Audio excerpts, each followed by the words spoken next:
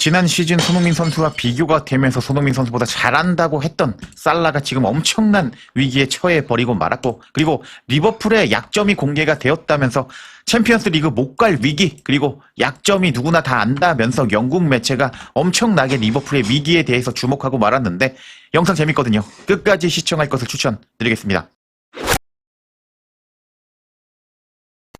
손흥민 선수가 떠났지만 가장 재미있는 리그가 있습니다. 그건 바로 프리미어 리그라고 할 수가 있는데요.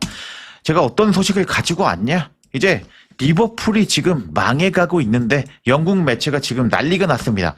지금 리버풀이 다음 시즌에 챔피언스 리그에 가지 못할지도 모른다면서 영국 매체가 엄중 경고를 해버리면서 엄청난 화제가 되고 있고, 그리고 손흥민 선수와 동갑내기인 살라가 이제 엄청나게 위기에 처할지도 모르겠는데, 왜냐? 리버풀의 약점이 공개가 되었다면서 영국 매체가 충격 보도를 해버렸기 때문입니다.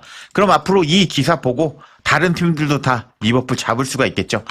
그럼 손흥민 선수와 동갑 살라가 어떤 위기에 처해 있는지 관련 소식들 바로 알아볼까요? 일단 기사를 살펴보기 전에 리버풀이 현재 어떤 상황에 처해 있는지 살펴보겠습니다. 내일 경기가 있습니다. 지금 컵 대회에서 팰리스를 만나게 되는 리버풀입니다. 당연히 리버풀이 이겨야 되는 경기죠. 근데 이제 보시면 아시겠지만 리버풀이 최근에 너무 좋지 않은데 리그에서 4연패를 당하고 있습니다. 그리고 팰리스는 2연패를 당하기는 했지만 아스날에게 거의 대등한 경기를 펼치면서 역시 팰리스는 쉽지 않다라는 인상을 심어주었습니다. 이런 상황에서 리버풀의 상황을 볼까요? 일단 4연패를 당하고 있다가요. 여기 챔피언스 리그 독일 원정 가서 승리했는데 여기서 승리한 게 에키티케 그리고 비르츠가 독일산이거든요. 그래서 독일에서는 통했다라고 할 수가 있겠는데 다시 돌아오자마자 패배를 당하면서 리버풀은 선수 잘못 샀다라는 느낌을 주고 있습니다. 이런 상황에서 리버풀의 앞으로 남은 일정을 볼까요? 내일 팰리스와 경기, 그 다음에 맨시티를 잡은 빌라와 경기, 그리고 레알 마드리드와 경기, 그리고 맨시티. 이 4경기가 정말 지옥 같은 일정이라고 할 수 있겠고 노팅엄도 만만치 않은 팀이라고 할 수가 있겠는데 여하튼 5경기 동안 위험한 리버풀이다라고 할 수가 있겠습니다. 이런 상황에서 영국 매체가 다음 시즌에 리버풀이 챔피언스 리그에 가지 못할 것이라고 전망하면서 기사가 나와 버렸는데 이제부터 그 기사 살펴보겠습니다. 해당 소식은 더 부트룸을 통해서 전해졌는데 FSG는 슬롯 위기가 리버풀에서 계속될 경우 4억 1천만 파운드의 보험 옵션을 가지고 있다라는 제목의 기사였습니다. 여기서 FSG는 뻔웨이 스포츠 그룹의 약자로 리버풀의 모 회사입니다. 이제 그러면은 뭐라고 내용이 나와 있는지 살펴보겠습니다.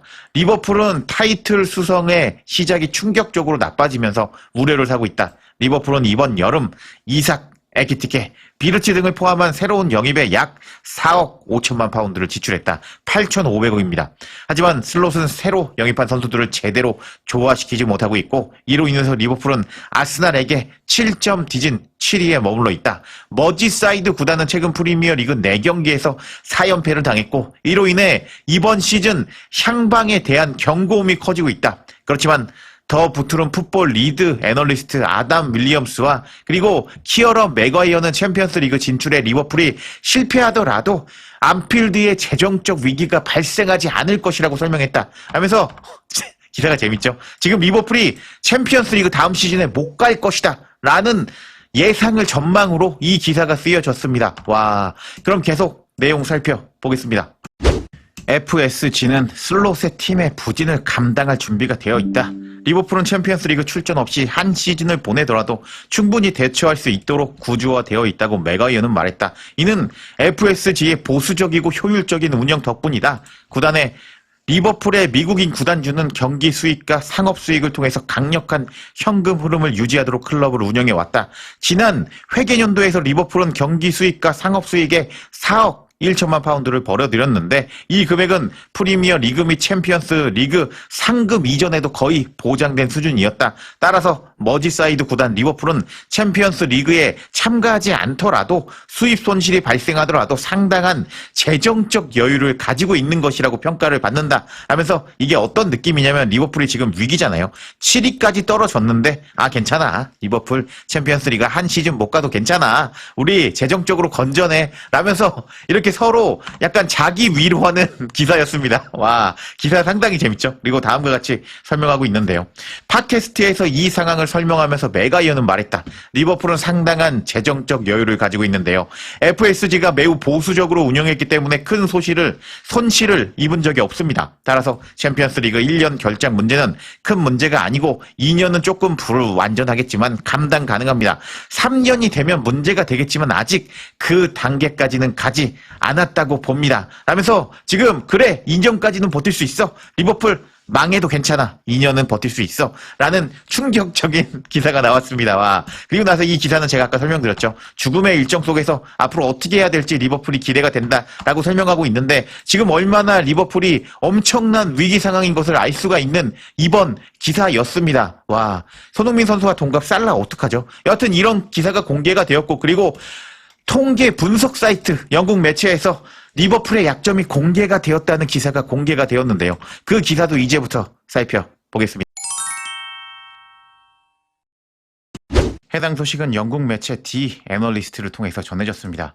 제목이 정말 충격적이었는데요. 모두가 리버풀에 대해서 롱 포지션을 취하고 있는데 이는 효과가 있다 라면서 리버풀의 약점이 공개가 되었다는 뉘앙스의 기사가 공개가 되었습니다. 그리고 나서 부제목에는 리버풀은 2021년 2월 이후 처음으로 리그 4연패를 당했고 이러한 추세는 시즌 내내 지속되고 있다. 하지만 프리미어리그 챔피언은 롱볼에 대처하는 방법을 배울 수 있을까라는 제목의 기사였습니다. 그래서 이 기사가 상당히 길거든요. 제가 글자만 보니까 거의 10,000자가 넘더라고요. 그래서 이거 읽어드리면 약간 지루할 수 있잖아요. 그래서 제가 핵심 내용들만 정리해 드려 보도록 하겠습니다. 이 기사에서 뭐라고 리버풀의 약점을 이야기하고 있냐? 정리해 보겠습니다. 일단 전체적으로 요약문을 읽어드리면 리버풀이 현재 4연패 중인데 그 중에 하나가 상대팀들이 롱볼, 긴 패스 전략으로 리버풀의 전방 압박을 회피하고 흔들고 있다. 아르네 슬롯 감독은 비판이 아니라 현실이라고 하면서 이 롱볼 공략이 팀의 가장 큰 약점으로 드러나고 있다는 것을 인정했다라는 게 전체 기사입니다. 그리고 나서 여러 가지 중요한 내용들이 나오기 시작하는데 제가 이제부터 하나하나 정리해 드려 보도록 하겠습니다. 일단 첫 번째로 롱볼 공략의 실태가 나오는데요.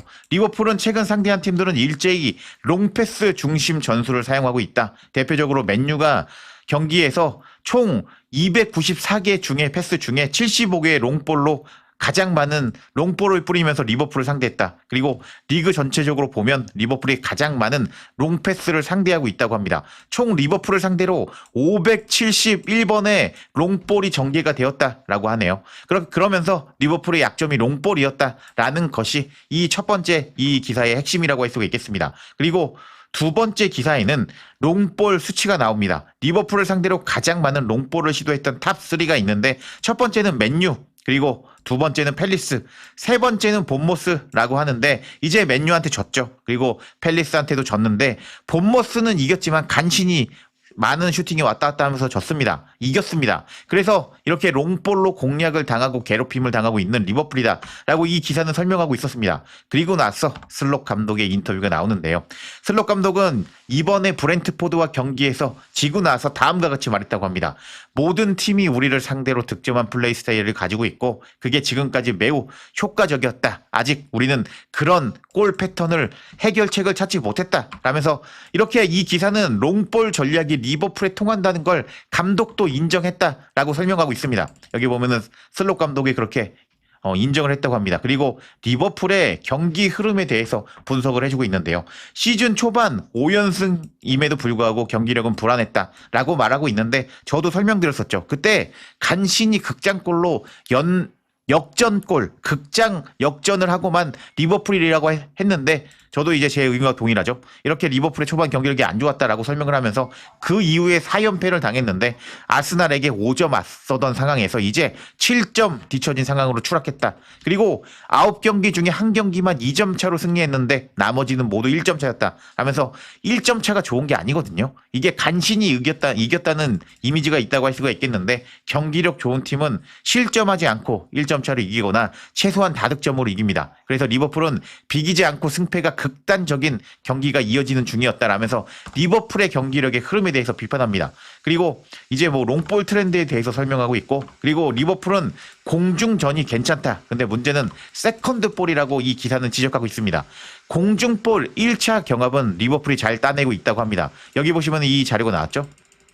이 자료 설명 자료라고 할 수가 있는데, 반다이크와 코네타이가 공중볼을 잘 따낸다라는 이 그래픽을 가지고 왔습니다. 그래서 반다이크는 59회의 공중볼 경합 중에 46%, 아니 46회, 78%를 성공했고, 그리고 코나테도 50회 중에 35회를 성공하면서 공중볼 경합이 높다. 근데 문제는 세컨드볼 싸움에서 자주 실점을 한다 라면서 이제 반다이크와 코나테는 망가지지는 않았지만 약점이 세컨드볼로 지적되고 있는 리버풀이다 라고 이 기사는 설명하고 있습니다. 그래서 이 기사에서는 상대팀들이 롱볼로 리버풀을 괴롭히는 이유가 리버풀의 하이프레스, 높은 전방 압박을 피하고 싶어하기 때문이라고 합니다. 리버풀은 전방 압박으로 기회를 만드는 팀인데, 리버풀의 하이프레스를 피하려고 롱패스를 전개하는 것이다. 그렇기 때문에 리버풀이 세컨드볼에서 공을 못 따기 때문에 리버풀은 그렇게 자신의 장점을 살리지 못하고 있다. 그만큼 리버풀의 약점이 공략이 되었다라고 설명하고 있습니다. 그리고 세트피스 수비도 지적하고 있는데요. 이제 세트피스로만 이번에 7골이나 실점을 했다면서 이게 수준이 리그 3위 수준이라고 합니다. 그만큼 세트피스에서 약해진 리버풀인데, 이제 리버풀이 그만큼 위험하다, 이제 약점이 공개가 되었다라면서 이 기사는 끝이 나는데, 와, 손흥민 선수와 지난 시즌에 비교되면서 손흥민보다 잘한다라고 평가받았던 살라가 재계약을 따냈는데, 이렇게 이번 시즌에 팀이 폭망하면서 다음 시즌의 챔피언스 리그에도 나가지 못할 위기, 그리고 영국 매체로부터 약점이 공개가 되었다는 기사까지 뜨고 말았는데, 와, 살라의 이번 시즌 운명은 어떻게 될까요? 그리고 슬롯 감독은 이번 시즌 감독직을 지켜낼 수 있을까요? 지켜봐야겠습니다.